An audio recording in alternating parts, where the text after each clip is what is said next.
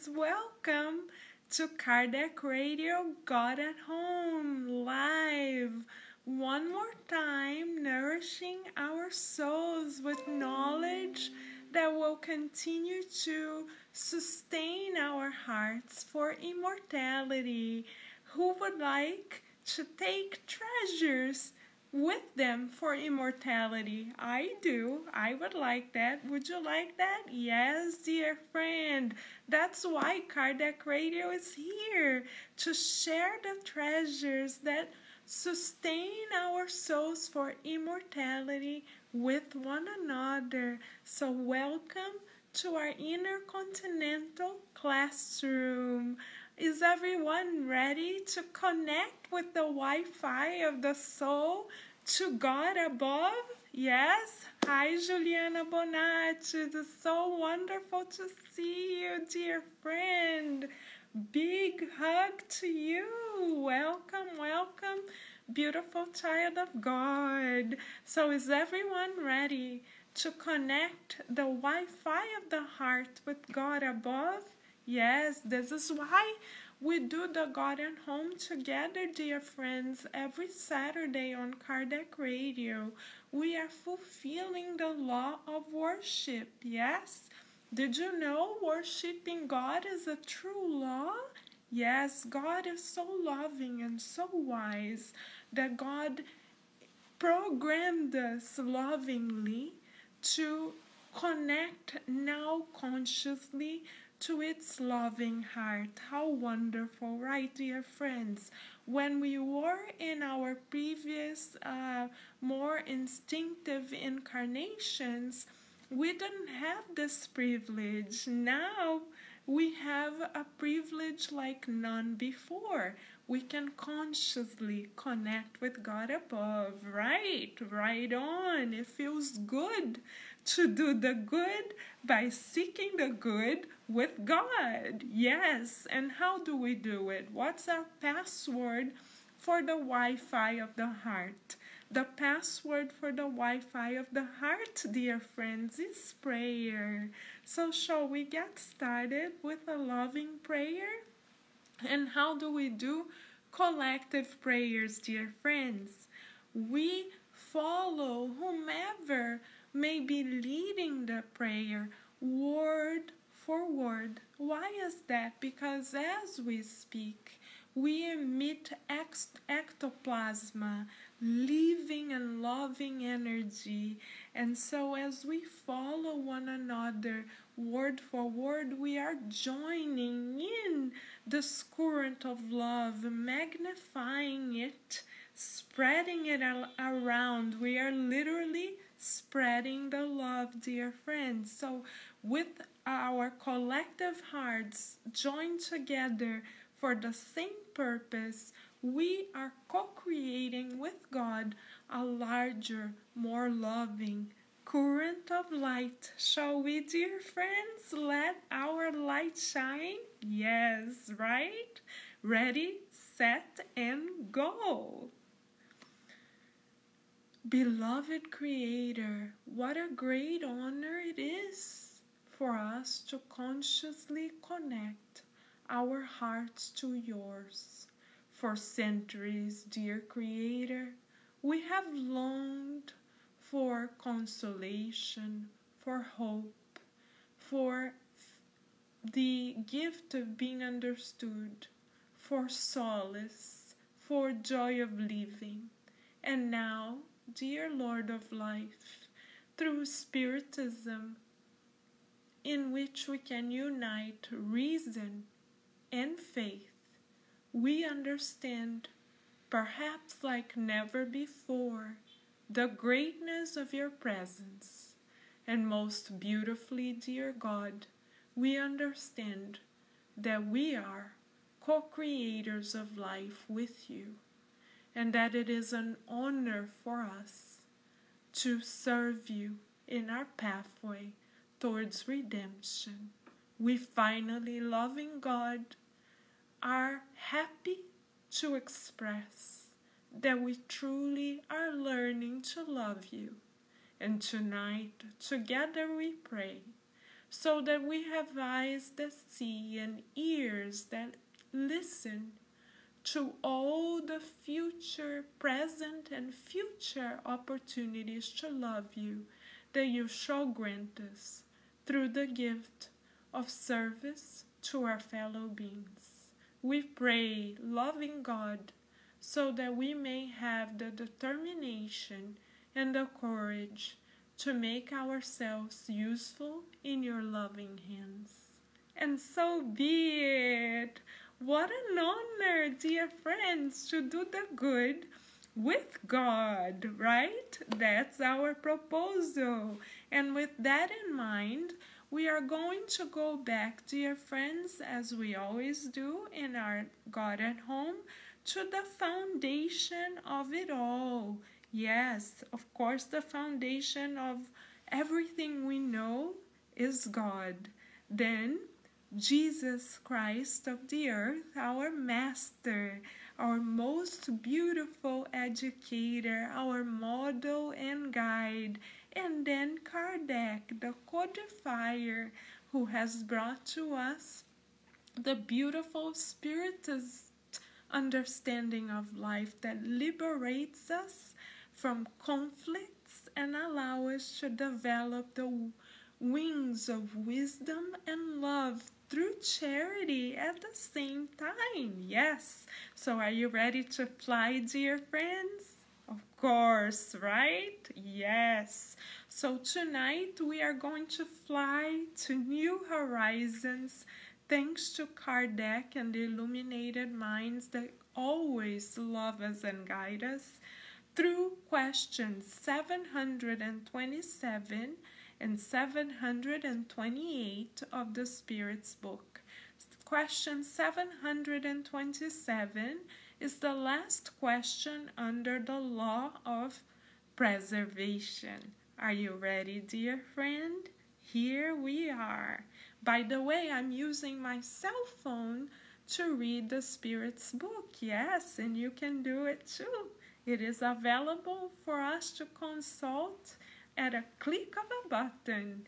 Beautiful, the blessings of technology, so many blessings. It's a gift to be able to live in such a blessed time on the earth, right, dear friends? So here we are. Question 727. If we ought not to create for ourselves voluntary sufferings that are of no use to others, ought we to endeavor to ward off from ourselves those which we foresee or with which we are threatened? So the question is asking the illuminated minds, Kardec is asking the illuminated minds, are we allowed to stay away from threatening circumstances? Excellent question. Who hasn't already felt threatened, right, dear friends? We love Kardec because he's very realistic and he puts into words the very questions that we carry at times in our own very hearts. So here is the answer from the illuminated minds.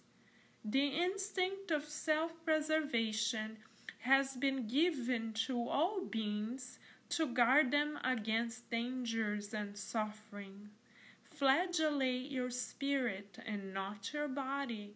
Mortify your pride. Stifle the selfishness that eats into your heart like a devouring worm, and you will do more for your advancement than you could do by any amount of macerations and out of keeping with the age in which you are living. What a loving answer and beautiful proposal, dear friends.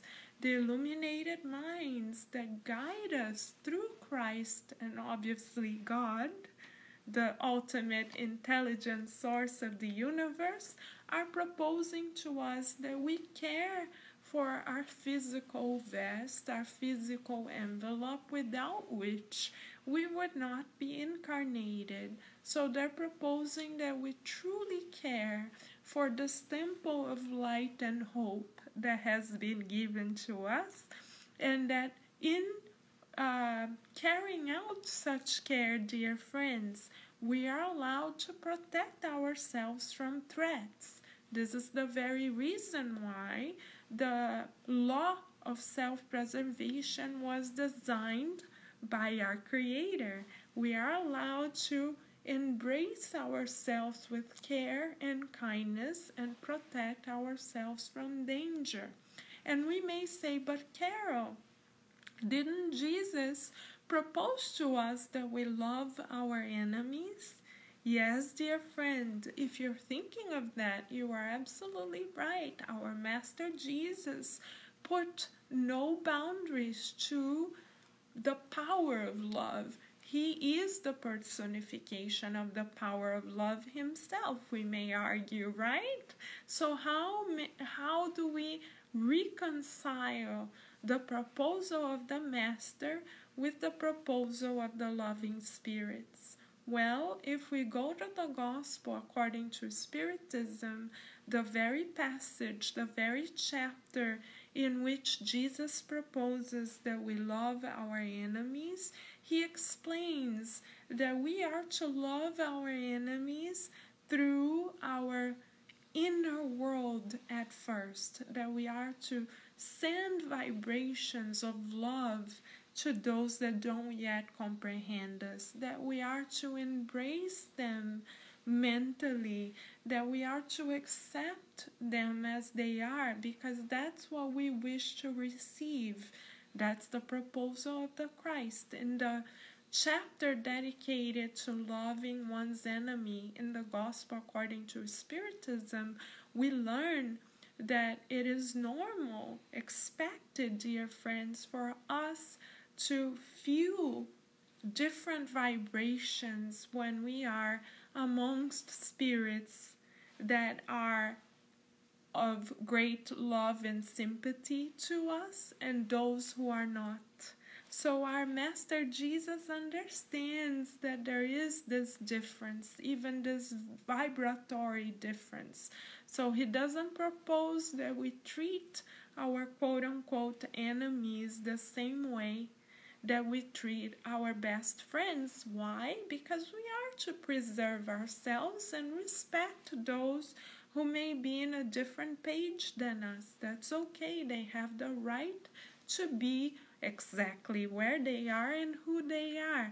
But we are not to dwell with one another in our inner world. And if an opportunity is given for us to embrace the one who formerly did not understand us, we shall do so. We shall offer them always our best, but as the Spirit's mentors propose right here in the Spirit's book, we are to seek the good within ourselves first and foremost, to respecting our physical body, starting with ourselves and then offering of ourselves to others, even those who don't yet understand us. We can pray for them, we can cherish them as children of God, and we can wish them all the best. We can think of them no longer as the quote-unquote enemy. Proposal for us, heart work for us, dear friends. How about if you and I, all of us together here, do the following homework? How about if we work on our hearts, the temple of our hearts, to recycle the term enemy, the feeling enemy? How about if we replace it with child of God? So anytime we may feel out of sorts with any given person, shall we educate our minds and hearts by replacing any word that is less loving with the word child of God? How about that? Shall we practice that, dear friend? Our first therapeutic opportunity tonight, practicing reframing those who think differently from us and who may challenge us in some ways, no longer in the frame of quote-unquote enemy, but rather in the beautiful frame of child of God, shall we? Yes, beautiful invitation starting from the Christ, right? When he taught us the prayer, Our Father, he proposed to us that we are all children of God. How about if we embrace this proposal ourselves, and on a daily basis we pick one person, one little situation to work on. If that person hits our nerve, so to speak, instead of thinking, oh, that person, how about if we go into ourselves and say that this person is a child of God? Let me offer this person a flower of friendship. This person may not even notice my effort, but I would like to start building a bridge between this person and I, saying mentally, dear friend, here's a flower of friendship. So we would like to offer a flower of friendship to each of you, dear friends, for you to spread away in the garden of your life. So please right now visualize a flower of friendship that you are receiving from the hands of your guardian angel who loves you and guides you always. And the proposal is for you to take this flower of friendship to another child of God who is no longer going to be framed as an enemy, but rather as someone who deserves understanding. Yes, there will be much more beautiful flowers out in this world. We don't need to wait for the spring, dear friends. Let's create the divine spring in the gardens of our hearts, shall we? Yes. Fantastic. It always feels good to do the good, visualize the good, feel the good, and spread the good. Yes. Now we are going to move, dear friends, to our last question tonight. Question 728. We are now moving to a new law. Can you believe it? Another law for us to educate ourselves with. What a blessing. We are moving now to the law of destruction. Did you know, dear friends, that there is such a law? Incredible, right? Destruction is a law of God, yes. Our very own physical vests at one point must be recycled in order for us to go back home and graduate, yes. So the moment of our graduation comes through and through the process of apparent destruction. The beauty of God's love is that there is no true destruction.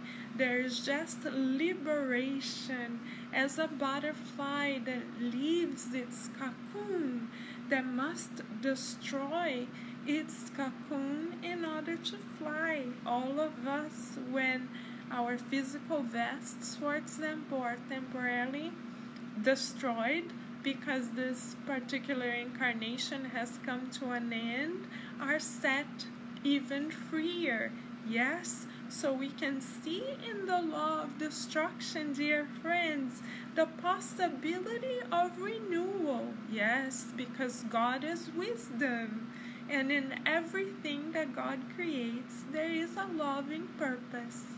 So let us now read question 728 in order to even better understand God's loving purpose for all of us in this universe. Shall we?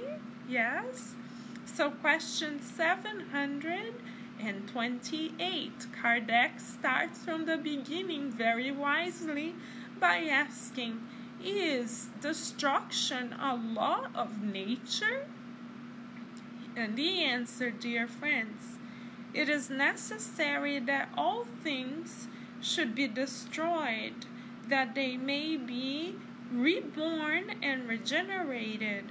For what you call destruction is only a transformation, the aim of which is the renewing and amelioration of living beings. So see, dear friends, even what we call destruction that normally carries such a heavy connotation in our society currently is in fact a blessing from God. Yes, if we look at nature, Kardec has taught us all that if we look at nature, including ourselves, we can find God more easily. So we were just a minute ago talking about the springtime, divine spring. What season comes before spring? Winter.